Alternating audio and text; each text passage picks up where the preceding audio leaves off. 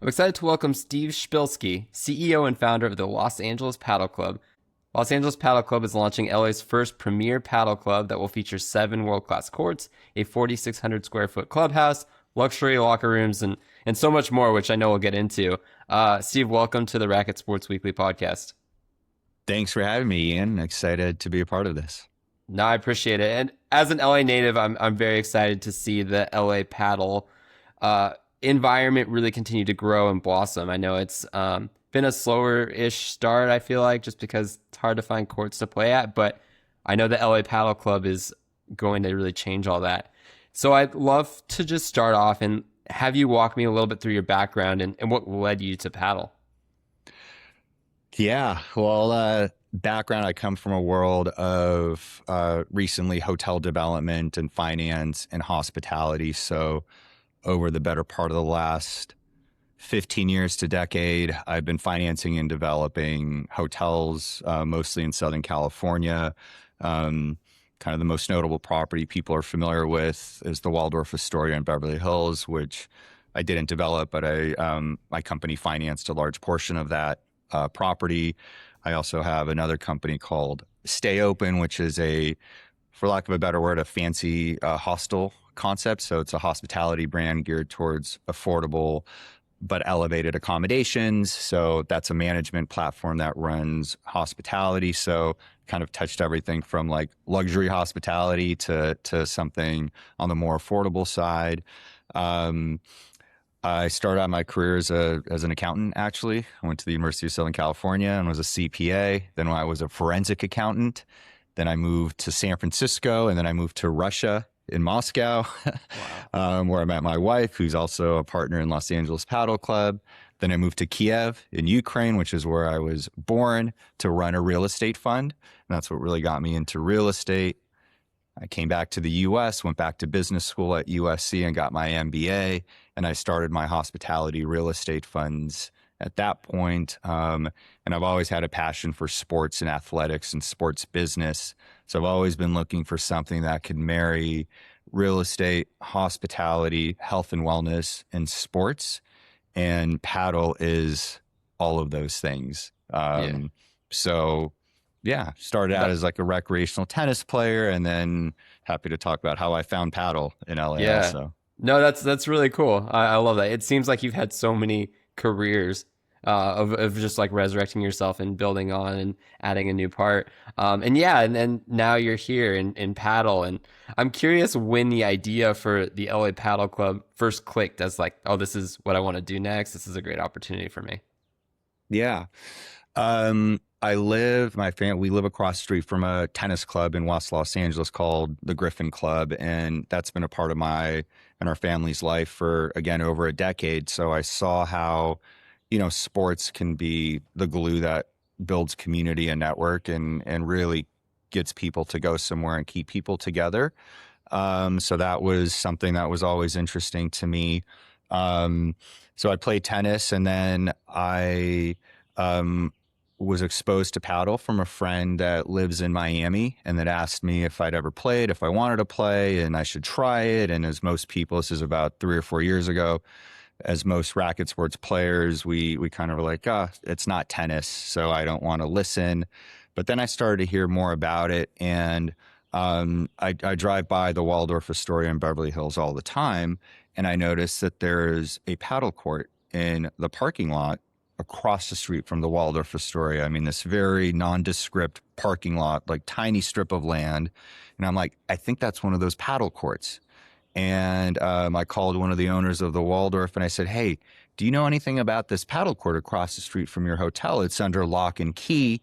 Like, what's the story? And he said, yes, we built it for a guest, a wealthy guest that wanted to have a paddle court at his disposal for his 3-week stay at the hotel.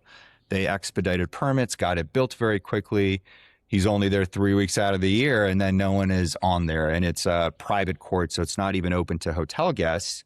So I told the owner, well, hey, do you want to come in?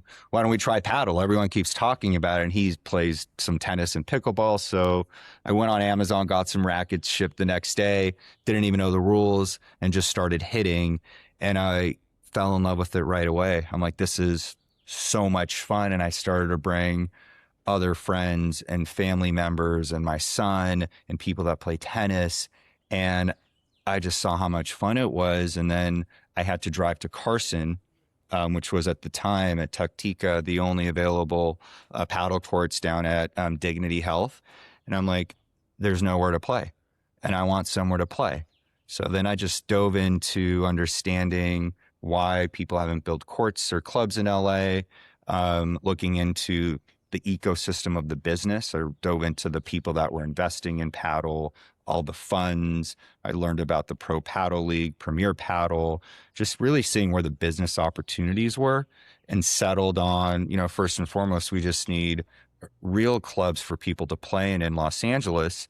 And then I endeavored on, finding the space, and my background in hospitality and real estate and love of sports all kind of helped. That's amazing. And now we're here, right? We're 1-2 months out, right, of launching. And I'm curious too, where is construction today? How's everything going over there? How's the build up to launch and all that sorts of stuff? Yeah, it's a loaded question when you're building in Los Angeles. Where we're at today, I mean, we're over 80% complete, which is nice. But actually, by the end of this week, all of the courts will be installed, which is obviously a very important milestone. So the courts, the turf, the nets, the fencing, all of that is done. Obviously, the slabs. We had to lay foundation for 7 courts because we put the courts on bare land. So that's done. But when you develop on bare land, especially in Los Angeles, there's all these sanitation and drainage and seismic and methane zone. And I mean, things that no one could ever flag in due diligence. So we're doing some infrastructure work as well with our drainage. And then we have this beautiful 4,500 square foot historic home that we're converting into the clubhouse. And we've started the bathroom remodel there. So we're probably about, call it 2 months out from finishing the clubhouse. We will likely stage the opening where we have a phase 1 opening, and then we'll have a phase 2 opening so that, we know a lot of people just want to get on the courts and play paddle. So if we had just the courts and nothing else, we would have a line out the door. Of course, our bigger vision is having like a full-blown club experience that's both social and networking and health and wellness related, and has a proper locker room and showers and co-working space and all the things that we think are very important to keeping people, before and after they play paddle at the club. Yeah. And I do want to talk about that player experience that you're building. But before I do, and you kind of already touched on this a little, but building paddle clubs, I think especially in California and LA is really challenging because of the building permits and all that stuff. Is that the biggest challenge that you've kind of faced so far, is to get this thing off the ground, is just the permitting and all that sorts of stuff? Well, yes. I mean, the first challenge is finding space that's financially viable. So that's very in the neighborhoods right now where we think paddle would be successful. So obviously in LA, you can find space as you go further outside of kind of West LA or some of the main kind of areas that the demographics support paddle right now. But that's the first challenge, is first finding space. And then does that space work from a zoning perspective, whether it's indoor or outdoor? If it's indoor, you got, as you've had other people on your podcast talk about, all the requirements, the ceiling height, the column width, the surface, HVAC, lighting. So there's some very nuanced elements for indoor spaces, and outdoor has their own nuances as well. Because in our instance, now is the second challenge. Once you've found something in the neighborhoods that makes sense, does it financially make sense? Because just because it's the right location. So that was our first challenge of looking at numerous sites was, we had a requirement where we wouldn't look at anything for less than a 10-year lease because we knew we'd have to spend a lot of money. We needed obviously a certain rental rate to make sure that we're going to be set up for success. And again, you want club owners to make money. If club owners are making money, they're able to reinvest into the product. You're able to create a great experience for your communities and members. But that was challenging, finding the right location for the right price. And then you get into the question of permits, and you do a lot of work up front and due diligence on, can you build it? Are the neighbors going to get annoyed? What does the city say? Can you have lights on? Can you have noise? All of those things fall into play. And then even when you start building, as you're building, you may have all the permits you need, but there's countless inspections along the way. And you can never predict all of those. And paddle's new, so there's some things that the city doesn't even know that they want to know. And they're figuring out, you know, as we're going along. I could get into like specific examples, but so each step along the way is a learning process and a challenge, and it is harder in Los Angeles. Our requirements are much stricter. So all of that adds time. It increases cost. And then when you're dealing with real estate that's expensive to begin with, it makes it very hard to find everything that works, which is one of the reasons why it's been challenging for paddle to grow at the club level in Los Angeles. And that's why we're at today with not as many clubs open as in some other markets.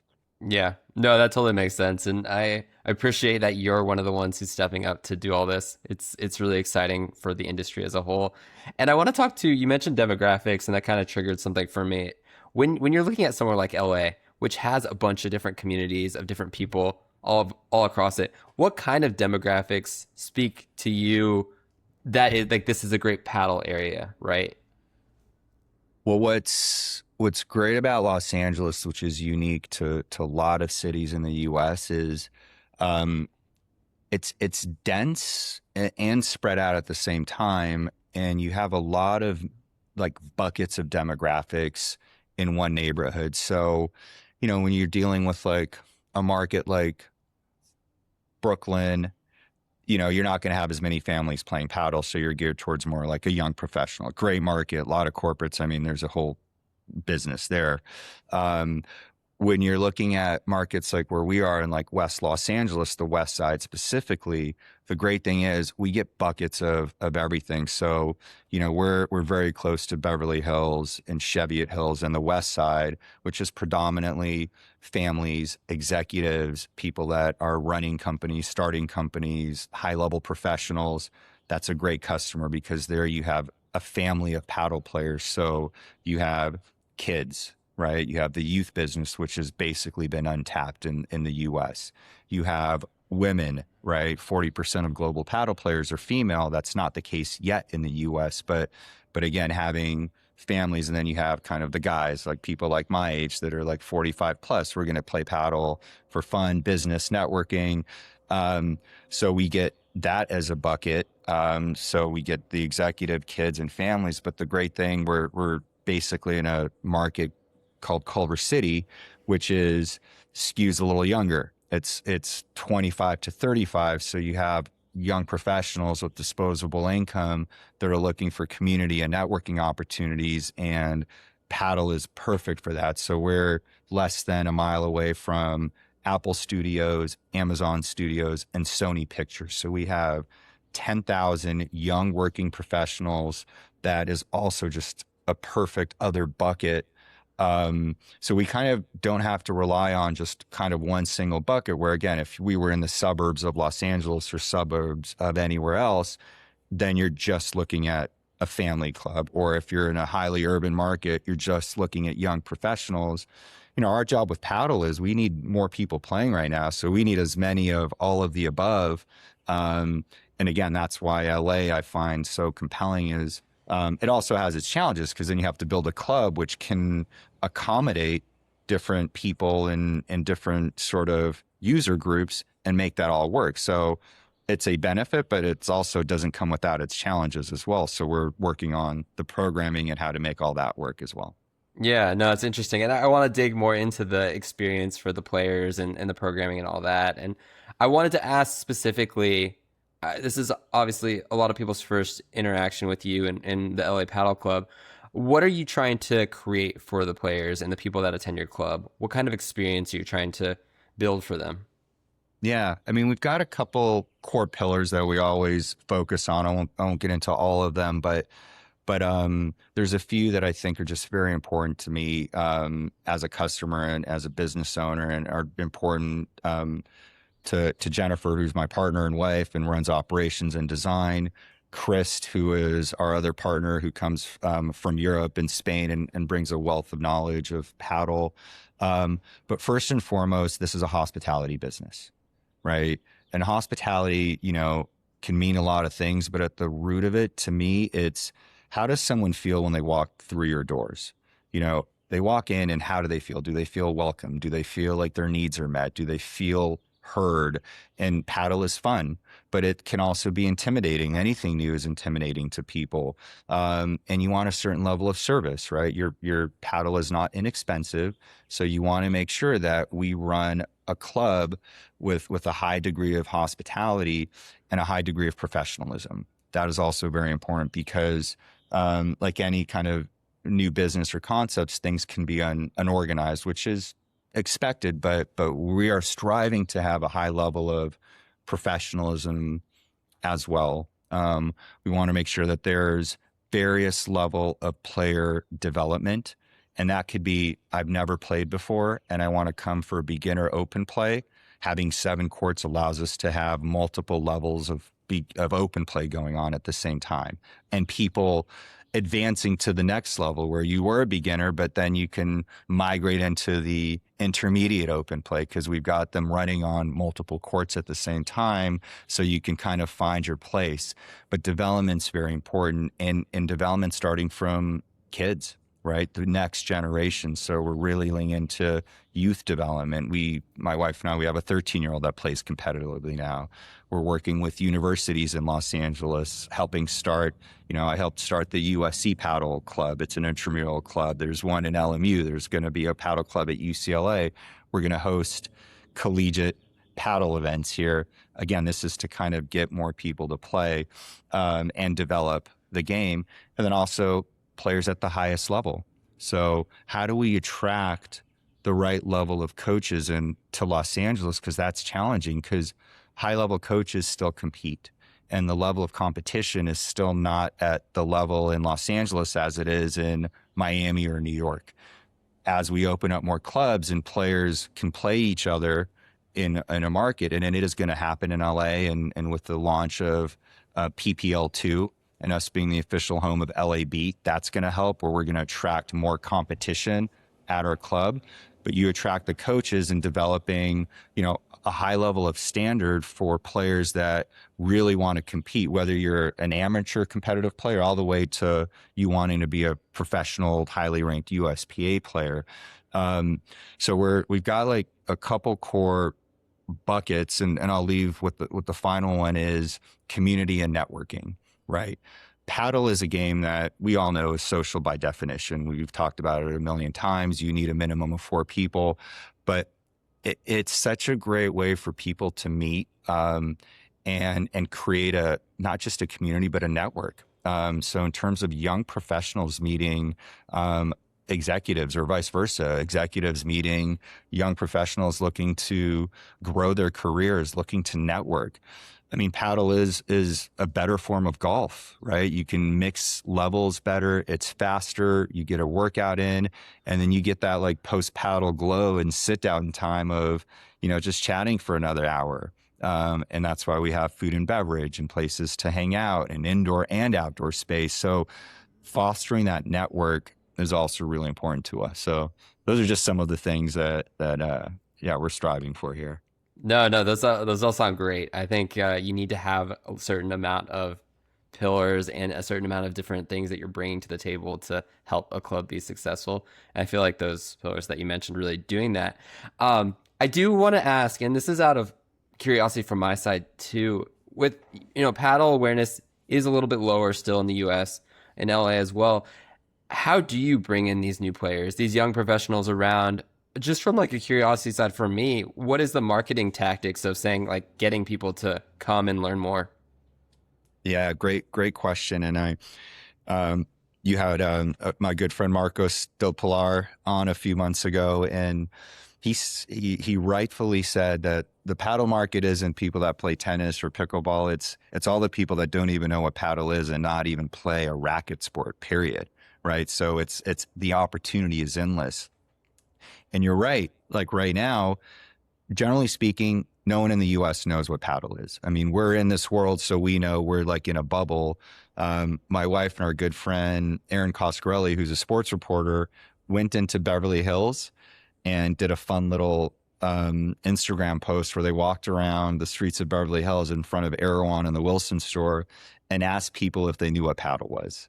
Right. And there's a lot of tourists there too. So, and you know, 9 out of 10 people give the same response that most people do. They're like, oh, you mean pickleball? It's like, no, I said a different word and it's a different thing. So I don't know why. So that's what, and then like the one person that knew what paddle was from Germany. And they're like, oh yeah, we know, we play paddle all the time. We're in Germany. So that gives us some perspective that most people don't know what this great game is yet. Our job is to just expose this game to people. So, I mean, we started to create a social media presence a year ago, right? We knew we weren't going to open for a year, but we wanted to start telling the story of building a paddle club. We wanted to start telling people the story of what paddle is, like the rules, just the whole ecosystem. So that's kind of the start. And then getting out of this bubble, right? Like we all think paddle is great because we're in it. But again, getting kids out here, kids that are just athletic and play other sports starting to play, getting young professionals, again, people that want to be athletic that haven't ever played a racket sport, getting them on court.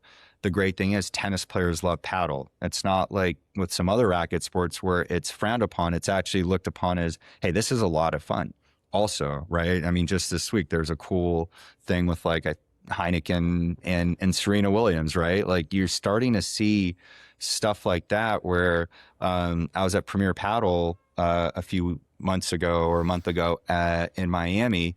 We're sitting down on a Wednesday, like not even like it was like the round of 16. I didn't even notice this, but Carlos Alcaraz was sitting right in front of me.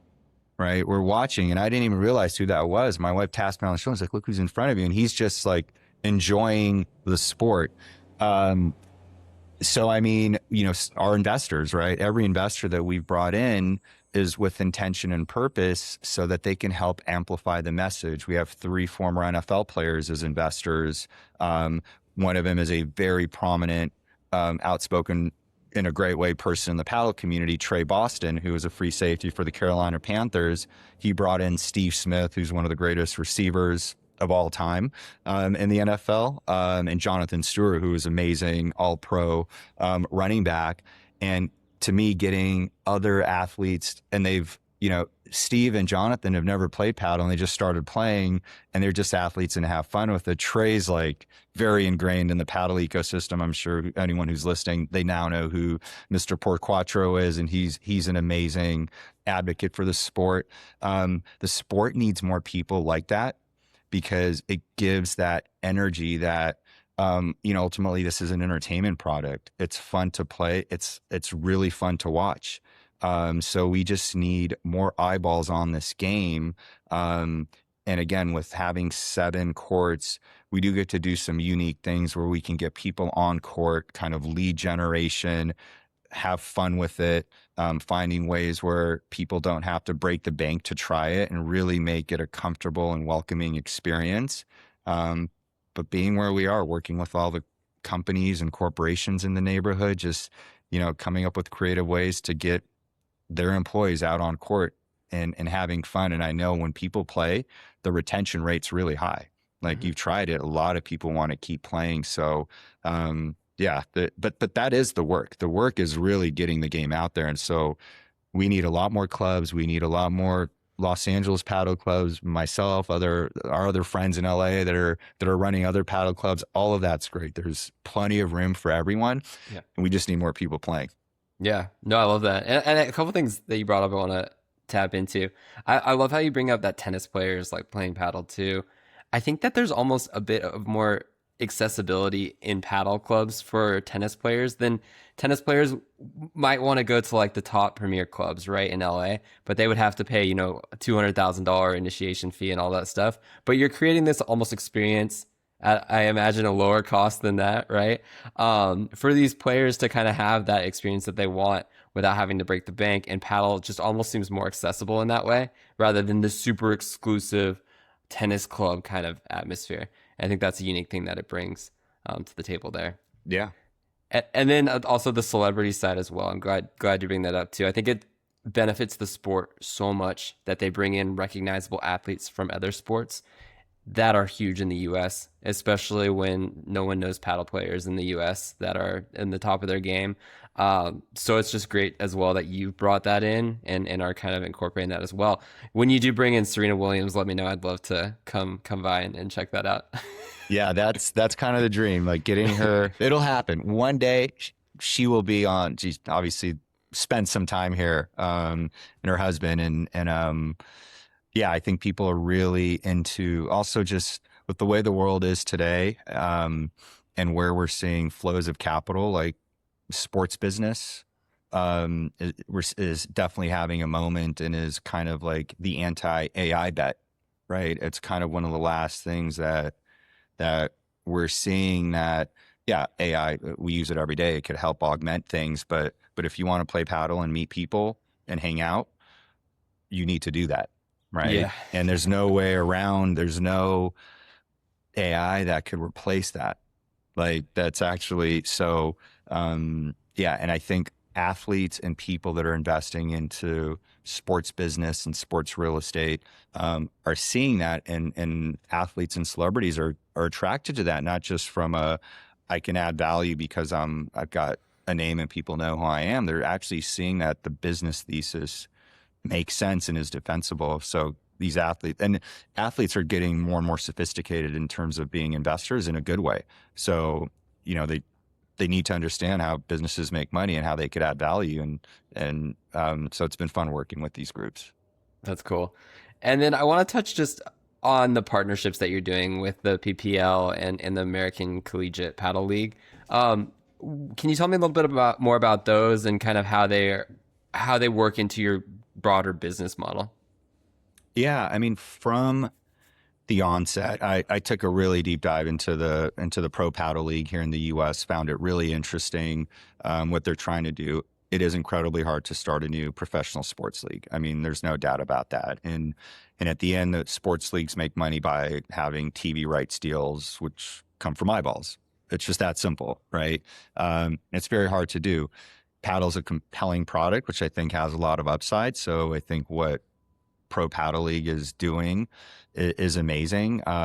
It's gone through some changes over the years and it's evolved. So we're hoping that that's all going to be positive. But when I first started looking for locations, and obviously Los Angeles is the entertainment capital of the world, right? So what a great place to kind of tell the story of paddle. Like, we've got LA, right? So Chris Dishu, who's one of our main partners, and he was one of the original founders of Pro Paddle League, and he was the original owner of the Los Angeles Speed, the franchise. He sold the team back to the league, and now Los Angeles Speed is under new ownership.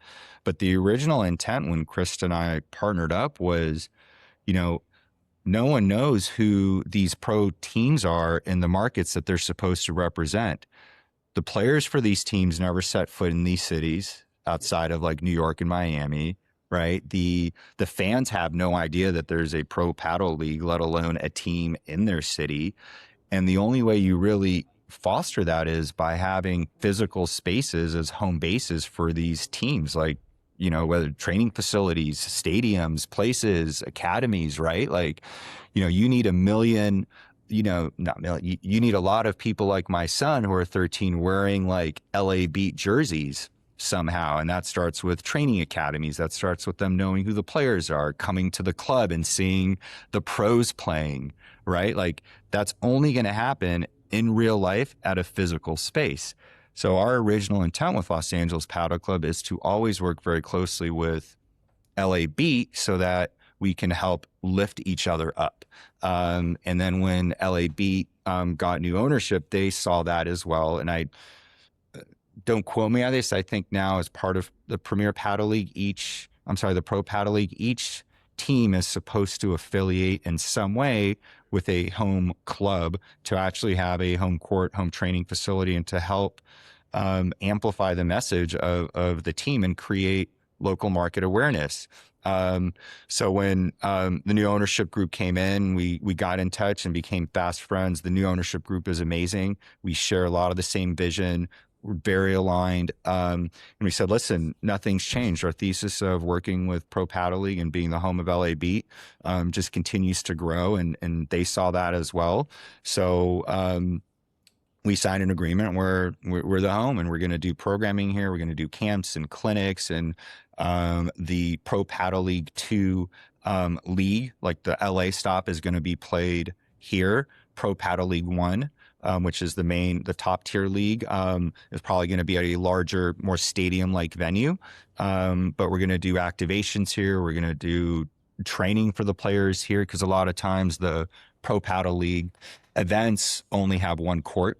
And the players still need to train somewhere. So it's likely to be in close proximity to Los Angeles Padel Club. But again, it's really, how do we help each other, help elevate the game, and help people understand that there's a pro paddle team in LA, and working on creative partnerships and arrangements and just getting eyeballs onto the team and getting people proud that there's a team in LA. And one of the players already lives in LA that was drafted. Another one is in Miami, but is here a lot now. So it's been fun, and we're working on creative partnerships and collaborations and clinics and programming like as we speak. So it's been great. That's fun. I think it's so important to have a home base for these teams because, as you're saying, and for people who don't know, it's more of a tour stop, right, approach. Correct. So it's not like a traditional league like the NBA or MLB where you play half your games at home, half your games away. It's a little bit different where there's only a handful of tour stops. So it makes sense because otherwise, unfortunately, people probably won't know in Los Angeles that there's a team here because it only will play here one weekend or whatever it is. I'm really excited that you have this home base where people can learn more and kind of interact with the team, even if the team's not there, but you're still kind of representing them, right? Yeah, exactly. And with the Collegiate Paddle League, I'm a huge, I went to USC. I for graduate school, I teach there. I teach hotel development there. I'm a big fan of collegiate sports, and obviously seeing what's happened with collegiate sports over the past few years has been very interesting, for better or for worse, but it's obviously a very big business, right? And to me, getting paddle into the collegiate U.S. system is very important, right? Olympics is very important, but in America, if paddle can eventually become an NCAA sanctioned sport where kids could get scholarships, to me, that's going to be a huge tipping point for growth of the game in the U.S. because if little Johnny or little Sarah can get a scholarship or get into Harvard playing paddle, the parents of those kids are going to be willing to invest the money and time to get those kids at a certain level of play. And kids are going to want it, right? If a kid could get into a better school because they play a sport, they're going to, it's part of their analysis of like, I want this to be part of my goal.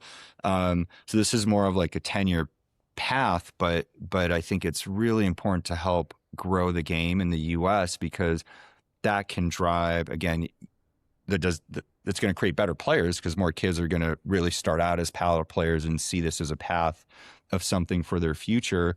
And that translates to more demand for courts, more professionalism, more development, the things that we kind of talked about.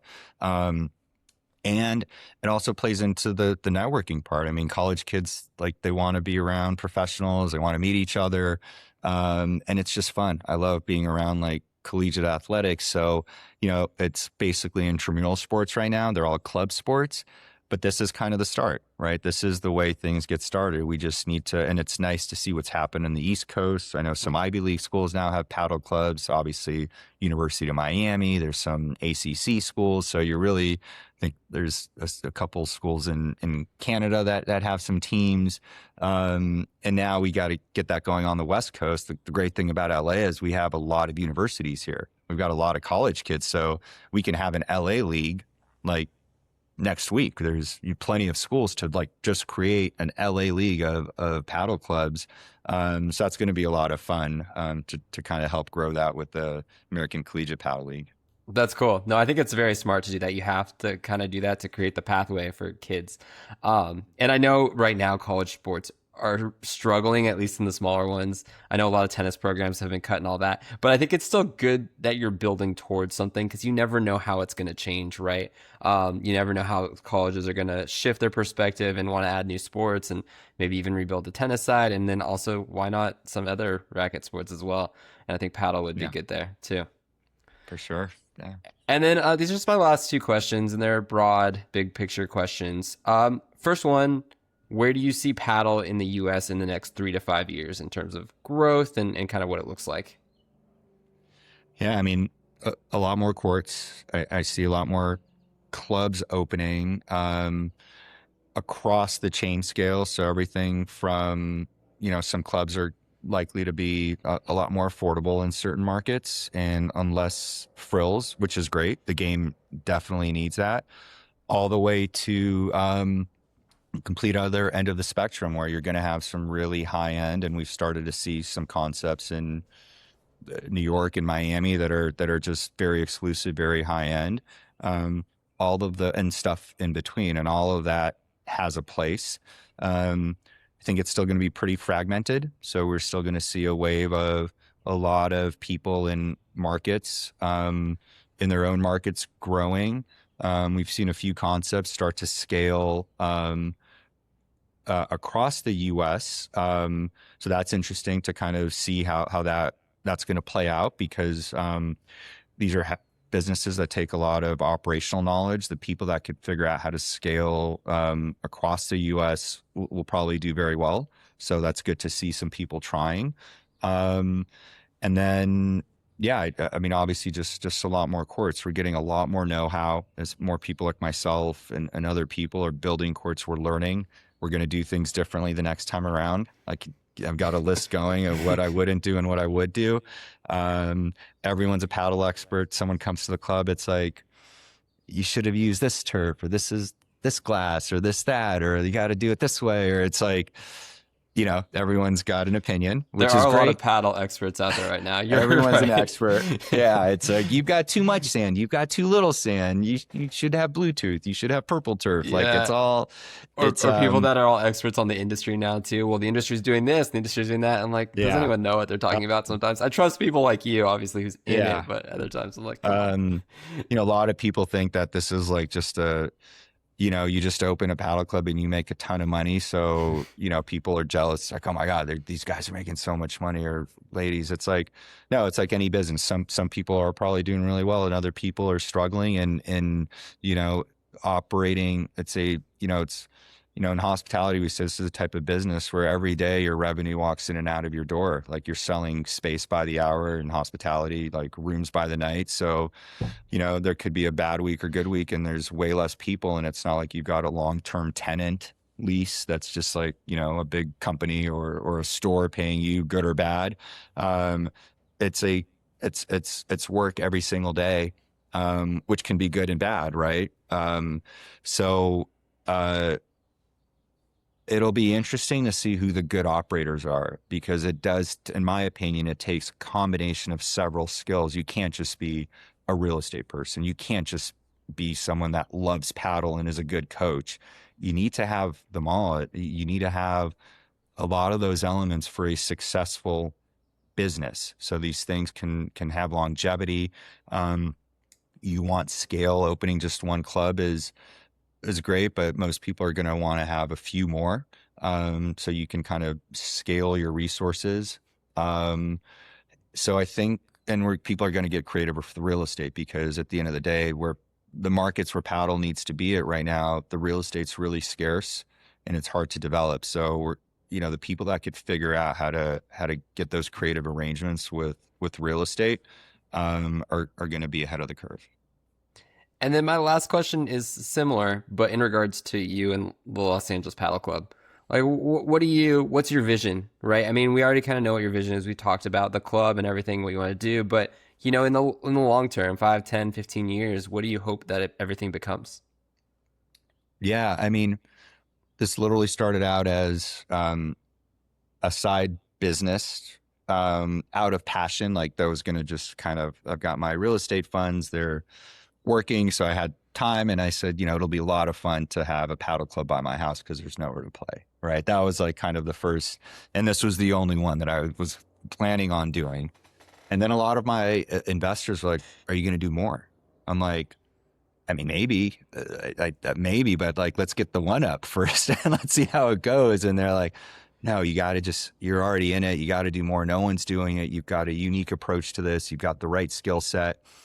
And then I had a shift where I said, you know what, I think you guys are right. And then I shifted this and, this is our flagship and this is kind of our baby to start at Los Angeles Padel Club. And I wanted to start at scale. I didn't think it was just as much time, almost just as much money to do like a 2 or 3 court proof of concept that we would have opened. And if it's not successful, it would have been bad. But if it's successful, it's like, man, why don't we have 6 or 7 courts? So I'm like, you know what? I believe in this. I've seen what's happened in Miami, New York, and the rest of the world, where if you do it right in LA, we're going to be okay. And then people said, let's do more. So we're structured like a lot like a hotel company. If people aren't familiar, Hiltons and Marriotts of the world, they don't own the real estate or they're not tenants. They're a brand and they're a management company. So they basically give people the playbook of how to build a hotel and how to run it. And then they help run it. And then really important, they help get people through your door. So they're the distribution channels of marketing. I mean, the biggest value for Marriott is their rewards point network, right? People stay at Marriott's to get their points. And because there's a lot of Marriott's, that's what people look for. They're one of the most successful hotel brands out there, but they don't own the underlying real estate. They don't lease it. They used to. They all started that way, but then they saw those as 2 different risk profiles and businesses. So we're now creating Los Angeles Padel Club to be run like a hospitality company where we have a management company and a brand that we're using Los Angeles Padel Club to create. And then we're going to scale creatively through working with existing real estate ownership groups to help them open and run paddle facilities. Sometimes that'll entail leasing spaces. Sometimes that'll entail maybe buying spaces, but those will almost be separate businesses under kind of one umbrella. But it's really, I look at this as like, can we create the Marriott of paddle? That's sort of the game plan for the 10-year horizon. Yeah, no, that's so funny because as you were saying, oh, you've learned so much and you write down all these key learnings and everything. I was like, Steve, you should just start your own consulting kind of thing and help build out clubs other places. So it sounds like you're thinking something similar to that. So I'm glad we're on the same page. For sure, yeah. Well, Steve, thanks for your time. If people want to learn more about the LA Paddle Club and check it out once it's open, where do you want to send people? Yeah, you could go online at thelapc.com, thelapc.com. You could look up Los Angeles Paddle Club on Instagram. We post a ton of content. Some of it's lighthearted and fun about just the development process and what it's like building a club. My wife Jennifer does a great job with that of telling the story. Obviously you could always send us an email. We're going to roll out our membership model pretty soon. We're not members only, but we do have a heavy membership component. Or stop by. If you're in Los Angeles, we do tours for people. So if you want to just come by and take a look, I know, Ian, I think you're coming by in a few days. Our social media or our website's a great way to get a hold of us. Perfect. Well, Steve, thanks for your time. I know you probably could have done like a dozen permits in the time you were talking to us. And I'm sure that stuff's very important. So thank you again for joining us. And I look forward to visiting on Wednesday this week. I'll give everyone an update following this as well on my visit. And look forward to seeing what you have in store for the LA Paddle Club. Ian, thank you so much. What you do for Racket Sports is great. I listen to your podcast and I feel honored to now be a part of it. So thank you for reaching out and happy to share feedback anytime you'd like. Amazing. Thanks, Steve. Appreciate it. Great. Have a good day. Thank you.